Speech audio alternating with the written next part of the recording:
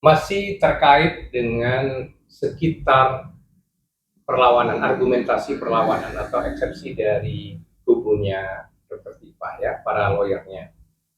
Saya masih mendengar beberapa argumen gitu. Pertama misalnya ada lawyernya yang mengatakan Pak Jokowi nggak punya legal standing untuk menuntut Tifah karena itu ada error in object tuh katanya, ya salah objek itu punyanya itu yang mengupload Dian Sandi. Jadi sebenarnya bukan bukan Pak Jokowi yang harusnya menuntut Tifai, ya.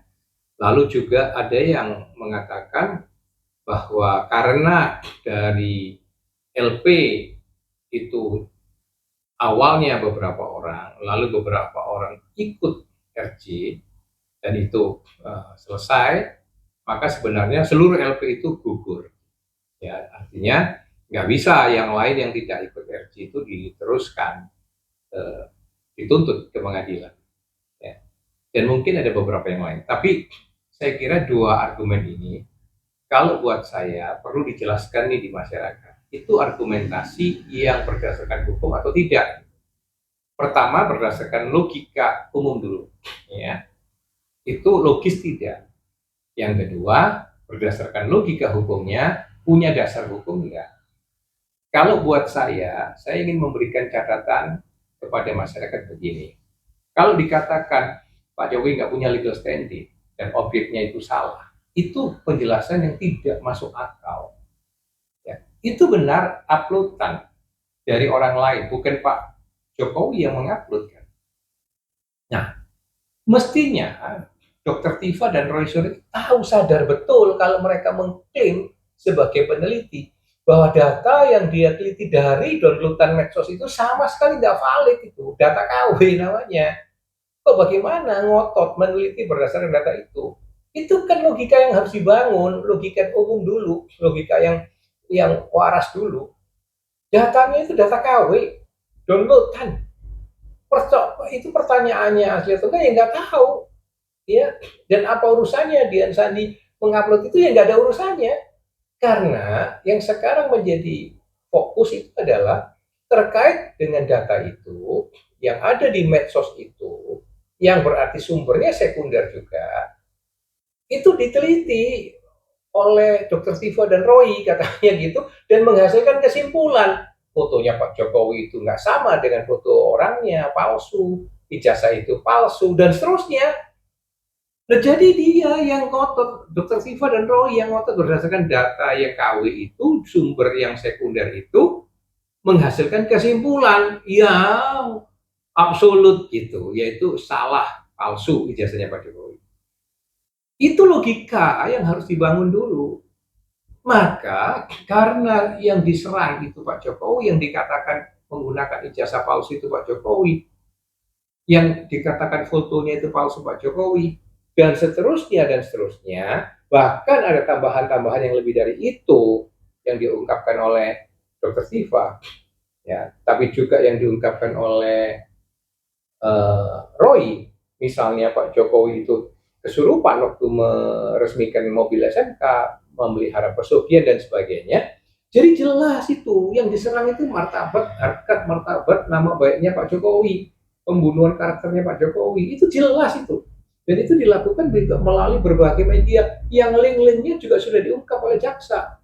Jadi tidak ada yang salah di dalam hal ini. Kalau buat saya clear itu, bahwa Tifa dan Roy memang jelas sedang menyerang kehormatan dan martabatnya Pak Jokowi, gitu. Jadi itu kalau mau dilakukan perlawanan, dieksekusi soal itu nggak masuk akal. Karena di mana dasar, justru yang logika yang harus dibangun itu, yang harus ditanya itu logikanya Roy Suryo dan Dr. Tifa. Dengan dasar apa? Ya, kekuatan logikamu dibangun, hasil penelitianmu itu dibangun. Dan sekali lagi, mereka bukan peneliti, kalau mengklaim dirinya peneliti, bukan peneliti yang beretikat baik. Peneliti kok sambil menjelek-jelekkan, mengumbar hasil penelitiannya, menjelek-jelekkan itu loh. Berkali-kali saya mengatakan ada ribuan peneliti di Indonesia nggak melakukan semacam itu, nggak melakukan, nggak ada etikat baik. Kalau yang beretikat baik kan dari awal datang ke Pak Jokowi, minta ijazah aslinya, mengatakan Pak ini ada dugaan ijazah Bapak yang diupload itu palsu, kami izin mau meneliti. Ya kan demi kredibilitas dan nama baik Bapak. Lah kalau Pak Jokowi nggak mengizinkan ya itu hanya dia, tapi kalau mengizinkan ya baru kalian bisa menyimpulkan betul-betul karena sumbernya primer, datanya yang diambil dari aslinya Pak Jokowi dan seterusnya gitu.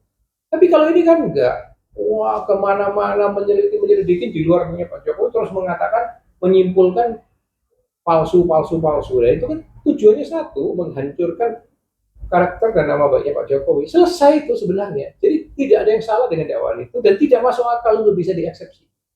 Kalau saya memberikan penilaian begitu.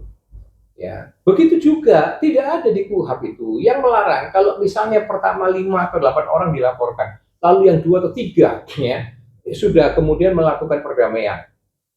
Ya, itu hanya teknis. Apakah laporannya itu yang lain jalan terus? Apakah sprindiknya hanya untuk yang tersisa itu kan teknis, tidak ada masalah, tidak diatur di dalam KUHAP bahwa itu harus oke, kalau ada 5 asal usulnya dilaporkan, 2 ikut RG, lalu 3 itu harus baru semuanya. Ya tidak ada itu.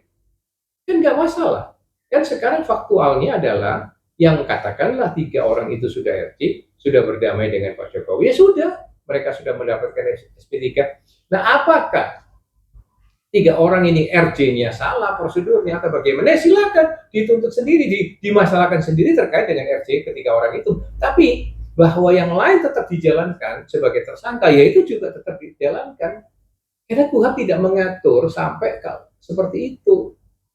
Kalau ada orang yang memasalahkan RJ-nya Egy Sujana, Damai Hari Lubis, dan Krismon Sianipar itu salah, tidak sesuai dengan KUHAP, nah, silakan kepada mereka dibuka, dituntut sendiri. Putusan RC-nya itu diperadilankan lagi, ya kan? Itu terserah. Tapi terkait hanya 3 orang itu. Nah, sedangkan sisanya tersangka, ya tetap tersangka dong, tetap disidik. Berkas penyidikan sudah diterima oleh jaksa. Gitu. Karena KUHAP tidak ada yang mengatakan itu harus gugur semua. Tidak. Saya tidak sependapat dengan pendapat-pendapat yang mengatakan, terutama misalnya Pak Pugro-Sena kan sering memberikan pendapat semacam itu. Jadi kalau yang sekian ini sudah aja, yang lain itu satu kesatuan LP harus gugur semua LP. Siapa yang mengatakan, di mana itu dasar hukumnya? Nggak ada. Di KUHAP tidak mengatakan itu. Ya, jadi kalau ada beberapa tersangka lalu beberapa ikut RC, beberapa yang lain terus jalan dijadikan tersangka, ya jalan terus perkaranya. Itu catatan saya. Nah, yang penting sekarang juga tentang sikapnya Roy Suryo, ya, yang pecundang ini terus-menerus, bayangkan terus-menerus, ya dia mau berdalil itu pra-peradilan sebagai strategi apaan? Kenapa sekarang ini bagaimana? Dokter Tivo udah jalan terus, bahkan sikapnya tegas melawan di depan pengadilan. Terus dia masih berusaha kalau bisa menghindari nggak ke persidangan tuh. Kalau syukur-syukur kalau bisa lolos, lalu dia lepas dari posisi sebagai tersangka. Nah kan Tifa sendirian tuh yang bakal jongor. Ini kan konyol, tidak konsisten dari awal.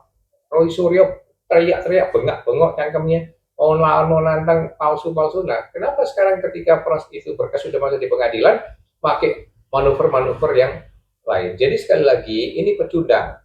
Ya, makanya sebenarnya yang bijaksana itu kalau 2 orang ini ditahan, itu enak, udah ditahan, mingkem, nah terus prosesnya silakan dia fight di dalam peradilan yang pokok itu. Jadi dengan demikian kita bisa benar-benar segera tahu nanti bagaimana kira-kira putusan pengadilan atas 2 orang ini. Salam merah putih.